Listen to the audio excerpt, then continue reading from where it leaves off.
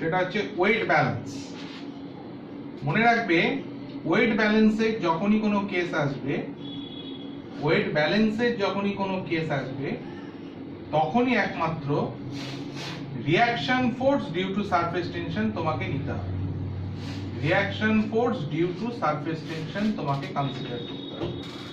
Wait ব্যালেন্সের যখন case আসবে তখন reaction force due to surface tension তোমায় কনসিডার করতে হবে এবং সেটা কোন ডিরেকশনে কাজ করবে? আপওয়ার্ডস। মনে থাকবে। এমনি কিন্তু সারফেস টেনশনাল ফোর্স কোন দিকে অ্যাক্ট করছে? ডাউনওয়ার্ডস।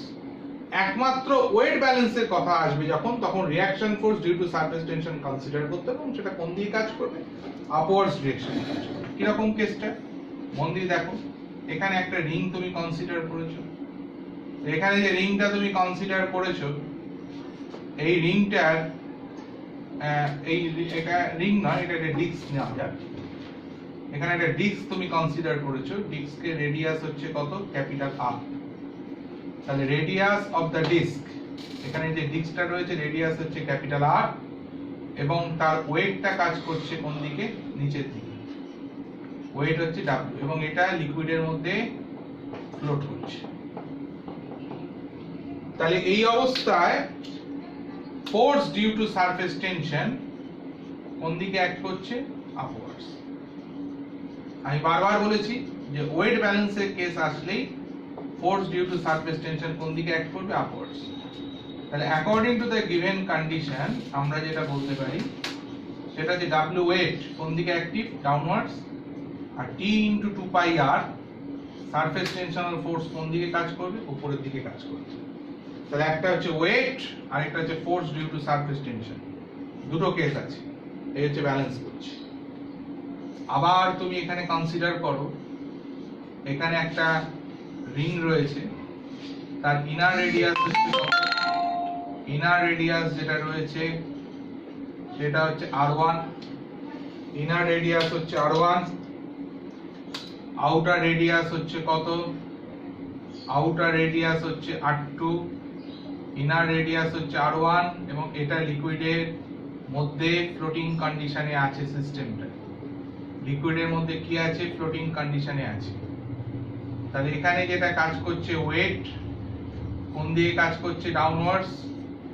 আর force due to surface tension কোন দিকে কাজ করছে? আপওয়ার্ডস। ওয়েট কাজ করছে downwards, force due to surface tension কাজ করছে কোন দিকে? আপওয়ার্ডস। ক্লিয়ার?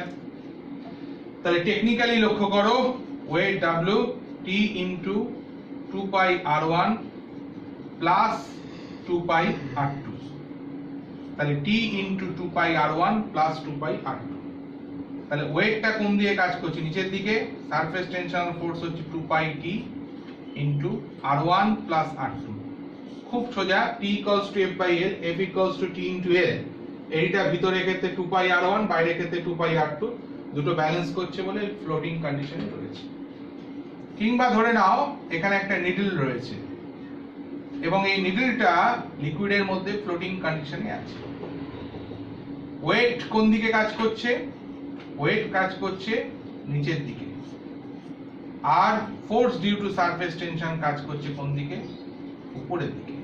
তাহলে ওয়েট কাজ করছে নিচের দিকে, force due to surface tension কাজ করছে উপরের দিকে এবং এই পার্টটার লেন্থ হচ্ছে কত? L। তাহলে ওয়েটের সাথে ব্যালেন্স করছে T equals to F by L, F equals to T into L।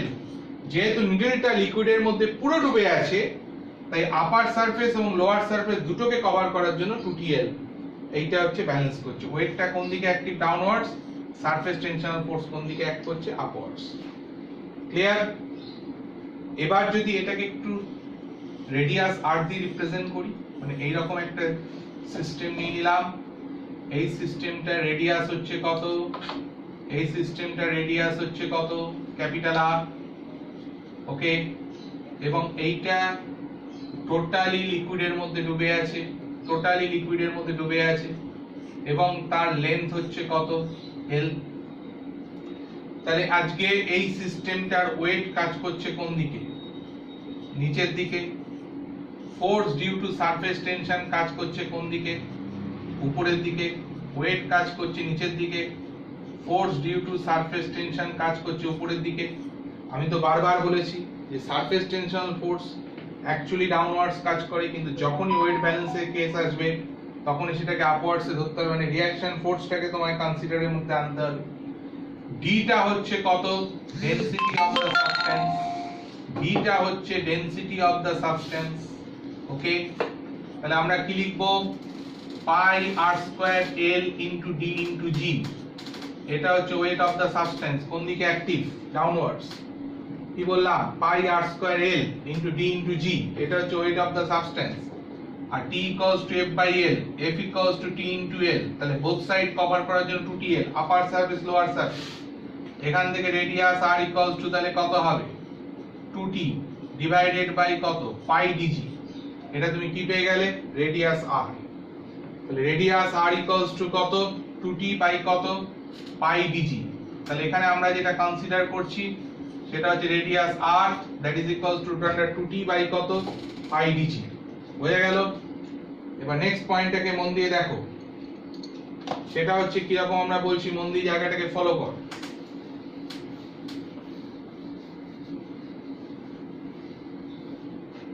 সেটা হচ্ছে এখানে আমরা একটা স্কয়ার ফ্রেম রয়েছে, এবং এই যে স্কয়ার ফ্রেমটা রয়েছে, এই স্কয়ার ফ্রেমটা টোটালটা লিকুইডের মধ্যে রয়েছে, টোটালটা লিকুইডের মধ্যে ডুবে রয়েছে। এই স্কয়ার ফ্রেমটা সোপ সলিউশন বললে তো কোনো কথাই নেই, সোপ সলিউশন না বললেও এটা ডুবে রয়েছে, মাথায় রাখতে হবে। এবং এর যে লেন্থ, এই লেন্থটা হচ্ছে এল। আর এই সিস্টেমটা ওয়েট কোন দিকে অ্যাক্টিভ? ডাউনওয়ার্ডস। কিন্তু আমি বারবার বলেছি যখনই ওয়েট বলে দেবে তখনই ব্যালেন্স করার জন্য force due to surface tension তোমায় কোন দিকে ধরতে হবে? ওয়েটটাকে ব্যালেন্স করার জন্য force due to surface tension কোন দিকে ধরবে? আপওয়ার্ডস।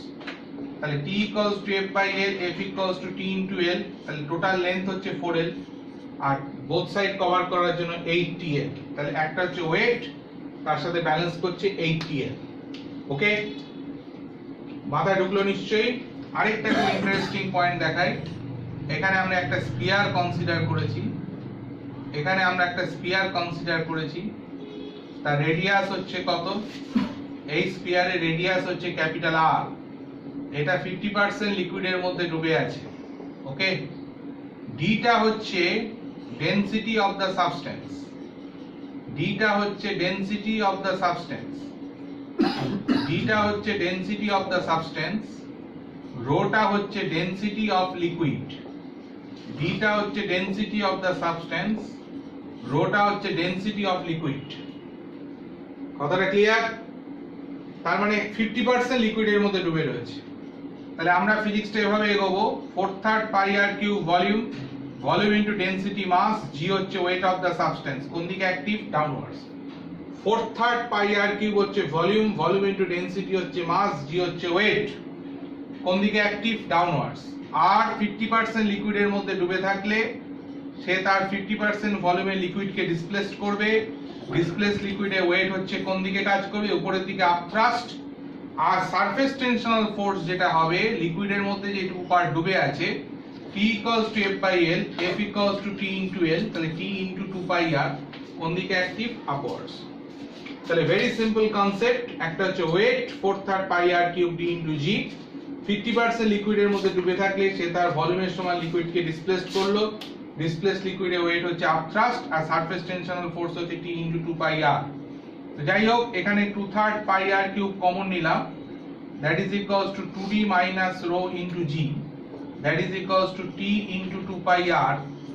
তাহলে এখান থেকে radius r equals to root under of 3t divided by 2d minus rho into g। এটা হচ্ছে রেডিয়াস ক্যাপিটাল R। তাহলে ওয়েট ব্যালেন্সের উপর যতগুলো কেস হয় আমি তোমাদেরকে ডিসকাস করে দিলাম, আশা করি জায়গাটাকে বোঝা গেছে। এইবার আমরা যে পয়েন্টটা ডিসকাস করব, মন দিয়ে জায়গাটাকে ফলো করবে, সেটা হচ্ছে excess pressure due to surface tension. Excess pressure due to surface tension বলতে কি বোঝাচ্ছে? মন দিয়ে জায়গাটাকে ফলো করো। সেটা হচ্ছে, ধরে নাও এখানে আমরা একটা লিকুইড ড্রপ নিয়েছি। এই যে লিকুইড ড্রপটা রয়েছে, ভালো করে বোঝার চেষ্টা করবে। এই লিকুইড ড্রপ হতে পারে এটা ওয়াটার বাবলস হতে পারে, এটা লিকুইড ড্রপ হতে পারে, এটা ওয়াটার বাবলস হতে পারে, বা একটা মার্কারি ড্রপ হতে পারে, যা খুশি হতে পারে। লিকুইড ড্রপ হতে পারে, ওয়াটার বাবলস হতে পারে, মার্কারি ড্রপ হতে পারে। এবং এই সিস্টেমটার রেডিয়াস হচ্ছে কত? এই যে সিস্টেমটার কথা বলেছি তার রেডিয়াস হচ্ছে ক্যাপিটাল আর। এবং ডেফিনেটলি আপার সারফেস দিয়ে একটা লিকুইডের যে আপার সারফেস আছে তার একটা সারফেস টেনশনাল ফোর্স কোন দিকে অ্যাক্ট করবে? ডাউনওয়ার্ডস। তাহলে আমরা ডেফিনেটলি আমরা যেটা বলতে পারি সেটা হচ্ছে force due to surface tension. Force due to surface tension কোন দিকে অ্যাক্টিভ রয়েছে? Force due to surface tension কোন দিকে অ্যাক্টিভ? ডাউনওয়ার্ডস। কথাটা ক্লিয়ার? এখন আমরা যদি বলি যে excess pressure due to surface tension, excess pressure due to surface tension কত হবে? তাহলে দেখো মন দিয়ে, excess pressure due to surface tension কি হবে ভালো করে বোঝার চেষ্টা করো। যতটা ফোর্স এখানে কাজ করবে, এটা হচ্ছে এখানে হচ্ছে T equals to F by L, F equals to T into L, Lটা কত হবে? যতটা লিকুইডের মধ্যে ডুবে আছে সেটা হচ্ছে 2 pi r, T equals to F by L, F equals to T into L, Lটা হচ্ছে 2 pi r, আর প্রেসার মানে হচ্ছে ফোর্স বাই এরিয়া। তাহলে আলটিমেটলি এক্সেস প্রেসারটা তুমি কত পাচ্ছ? 2T by r। তাহলে excess pressure due to surface tension দেখো T equals to F by L, F equals to T into L, এরিটা কত হবে? 2 pi r, that is equals to 2T by r। আর যদি তোমাকে নেট প্রেসার বের করতে বলে তাহলে atmospheric pressure plus surface tensional excess pressure, that is equals to 2T P naught plus 2T by r। P naught টা হচ্ছে atmospheric pressure, P naught টা হচ্ছে অ্যাটমসফেরিক প্রেসার, এবং এই অ্যাটমসফেরিক প্রেসারের ভ্যালুটা কত? 1.013 into 10 to the power 5 newton per metre square, অথবা 1.013 into 10 to the power 6 dyne per centimetre square. এটা হচ্ছে তোমার অ্যাটমসফেরিক প্রেসারের ভ্যালু। মনে রাখতে হবে এইটা যদি একমাত্র সোপ বাবলস যদি বলে, কথাটা ভালো করে খেয়াল রাখবে, যদি এটা রেডিয়াস আর এর, যদি এখানে একটা সোপ বাবলস এর কথা বলে, সোপ বাবলস অলওয়েজ মাথায় রাখতে হবে যে দুটো বাবলস এর কম্বিনেশন, মানে বাইরেটা হচ্ছে লিকুইড সোপ লেয়ার আর ভিতরটা হচ্ছে এয়ার বাবলস এর কম্বিনেশন। তাহলে এই অবস্থায় নেট প্রেসার কত হবে? অ্যাটমসফেরিক প্রেসার তো কাজ করবেই, plus 40 by r। 40 by r কেন? বোথ সাইড কনসিডার করা হয়েছে। তাহলে এখানে যেটা কনসিডার করা হয়েছে সেটা হচ্ছে inner and outer surface, consider করা হয়েছে ইনার এন্ড আউটার সারফেস। তাহলে কনসিডার করা হয়েছে inner and outer surfaces, both surface consider করা হয়েছে, এবং তাতে আমরা কত পেয়েছি? P naught প্লাস কত? 40 বাই r।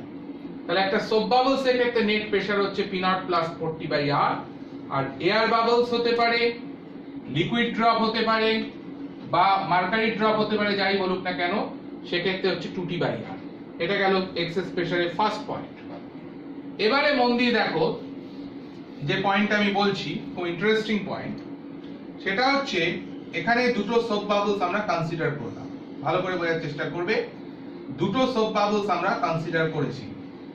তাহলে এখানে যে দুটো সোপ বাবলস আমরা কনসিডার করেছি, একটা সোপ বাবলস এর রেডিয়াস হচ্ছে কত? r1, এবং আরেকটা সোপ বাবলস এর রেডিয়াস কত আছে? একটা সোপ বাবলস এর রেডিয়াস হচ্ছে r1, আরেকটা সোপ বাবলস এর রেডিয়াস হচ্ছে কত? r2। তাহলে দুটো সোপ বাবলস কনসিডার করলাম, একটা রেডিয়াস হচ্ছে r1 এবং আরেকটা সোপ বাবলস এর রেডিয়াস হচ্ছে কত? r2। ওকে, দুটো সোপ বাবলস নিচ্ছি, একটা রেডিয়াস হচ্ছে r1 এবং আরেকটা সোপ বাবলস এর রেডিয়াস হচ্ছে আমরা কত ধরেছি? r2 ধরেছি। ওকে, তাহলে এই যে সোপ বাবলসটা রয়েছে, এই যে সোপ বাবলসটা আমরা কনসিডার করছি, এই সোপ বাবলস এর ক্ষেত্রে প্রেসারটা কত হবে? এই সোপ বাবলস এর প্রেসারটা কত হবে? P1 ইকুয়ালস টু কত? P naught plus 40 by r1। এই সোপ বাবলস এর প্রেসারটা হচ্ছে P naught plus 40 by r1। Volume V1 equals to 4/3 pi r1 cube. কি বললাম? এই সোপ বাবলস এর প্রেসার হচ্ছে P naught plus 40 by r1, volume হচ্ছে 4/3 পাই r1 কিউব। এই সোপ বাবলস এর প্রেসার যেটা দাঁড়াচ্ছে P2 equals to P naught plus 40 by r2, আর এই সোপ বাবলস এর ভলিউম যেটা দাঁড়াচ্ছে, volume V2 equals to 4/3 pi R2 cube. তাহলে একটা প্রেসার একটা ভলিউম দুটোই আমরা দিয়ে দিচ্ছি, ওকে। এবং এই সোপ বাবলসটা ইনিশিয়াল কন্ডিশনে এটা রয়েছে। ফাইনালি এই দুটো সোপ বাবলস মিলে একটা সোপ বাবলসে কনভার্ট হয়ে গেল। ফাইনালি এই দুটো সোপ বাবলস মিলে একটা সোপ বাবলসে কনভার্ট হয়ে গেল। তার রেডিয়াস হচ্ছে ক্যাপিটাল আর। দুটো সোপ বাবলস মিলে একটা সোপ বাবলসে কনভার্ট হয়ে গেল, রেডিয়াস হচ্ছে ক্যাপিটাল আর। দুটো বাবলস মিলে একটা বাবলস হয়ে যাচ্ছে এবং তার প্রেসার যেটা দাঁড়াচ্ছে P3 equals to P0 plus 40/R এবং ভলিউম যেটা দাঁড়াচ্ছে V3 equals to 4/3 pi into capital R cube. কতটা ক্লিয়ার? এর প্রেসার ভলিউম দুটো মিলে যে হচ্ছে তার প্রেসার এত, তার ভলিউম এত, ওকে। তাহলে আমরা সোপ বাবলস এর ক্ষেত্রে প্রেসার ভলিউম দিলাম এবং এটা হচ্ছে তার প্রেসার আর ভলিউম। তাহলে প্রথম কথা হচ্ছে আমরা ধরে নিচ্ছি যে এই যে কম্বাইনটা হচ্ছে অর্থাৎ দুটো বাবলস মিলে একটা বাবলসে কনভার্ট হলো, সেটা আইসোথার্মাল প্রসেসে হচ্ছে। তাহলে একটা আইসোথার্মাল প্রসেসে যদি এই চেঞ্জটা হয় তাহলে ডেফিনেটলি তার টেম্পারেচার পার্টটা কি থাকবে? একটা আইসোথার্মাল প্রসেসে যদি হয় তার টেম্পারেচার পার্টটা কি থাকবে? কনস্ট্যান্ট। তাহলে সিস্টেমটা দুটো বাবলস মিলে যদি একটা বাবলসে কনভার্ট হয় এবং সেটা যদি আইসোথার্মাল প্রসেসে হয়, টেম্পারেচার কনস্ট্যান্ট মানে ডেফিনেটলি তাহলে আমরা কি বলতে পারি? এরিয়া পার্টটা কনস্ট্যান্ট, কারণ এরিয়া ডিক্রিজ করলে টেম্পারেচার ইনক্রিজ করে, আবার এরিয়া ইনক্রিজ করলে টেম্পারেচার ডিক্রিজ করে। তার মানে এরিয়া কনস্ট্যান্ট থাকলে তবেই টেম্পারেচারটা একমাত্র কি থাকবে? কনস্ট্যান্ট থাকবে। তো ডেফিনেটলি এরিয়া যদি কনস্ট্যান্ট হতে হয় তাহলে 4πr1 square plus 4πr2 square দুটো মিলে নতুন যে এরিয়াটা হচ্ছে সেটা হচ্ছে 4πr স্কয়ার। তো ফাইনালি যে রেডিয়াসটা পাচ্ছ সেটা হচ্ছে root under of r1 square plus r2 square. এটা হচ্ছে final radius of the soap bubbles. এটা গেল এক নম্বর কথা। সেকেন্ড কথা হচ্ছে সেটা হচ্ছে যে যদি টেম্পারেচার কনস্ট্যান্ট থাকে তাহলে বয়েলস ল অ্যাপ্লিকেবল। তাহলে বয়েলস ল অ্যাপ্লিকেবল হলে পিভি পার্টটা কি দাঁড়াবে? কনস্ট্যান্ট। তাহলে পিভি পার্টটা যদি কনস্ট্যান্ট হয় তাহলে স্টার্টিং এ P1 V1 plus P2 V2, আর দুটো বাবলস মিলে একটা বাবলস হওয়ার পর তার পিভিটা হচ্ছে কত? P3 V3। তাহলে P1 যেটা দাঁড়াচ্ছে P0 প্লাস 40/R1, ভলিউম হচ্ছে কত? 4/3 pi R1 cube, P0 plus 40/R2, volume হচ্ছে কত? 4/3 পাই R2 cube, that is equals to P0 plus 40/R, volume হচ্ছে যেটা 4/3 পাই R কিউব। বোঝা গেল? তো ফাইনালি আমরা যেটা এখান থেকে লিখতে পারি সেটা যে P0 কমন নিলে R1 cube plus R2 cube minus R cube, আর ওদিক দিয়ে তুমি দেখো 40 কমন নিলে R square minus R1 square minus R2 square. তো ফাইনালি আমি এখানে লিখে দিচ্ছি P0 equals to 40 into R square minus R1 square minus R2 square divided by R1 cube plus R2 cube minus R cube. এটা হচ্ছে তোমার কি পেলাম? P0 এর value, atmospheric pressure. Boyle's law apply করে আমরা পেলাম। তা বয়েলস ল অ্যাপ্লাই করার উপর দুটো প্রবলেমস দেয়, এমসিকিউ তে বলো বা থিওরিটিক্যালি বলো। এই একটা গেল। আরেকটা জিনিস আমি করছি সেটা হচ্ছে সেকেন্ড লাইন থেকে আমি টেনে দিচ্ছি। সেকেন্ড লাইন থেকে আমরা করছি, মন দিয়ে দেখো। সেকেন্ড লাইন থেকে আমরা যেটা অপারেট করছি সেটা হচ্ছে P0 টাকে কমন নিচ্ছি।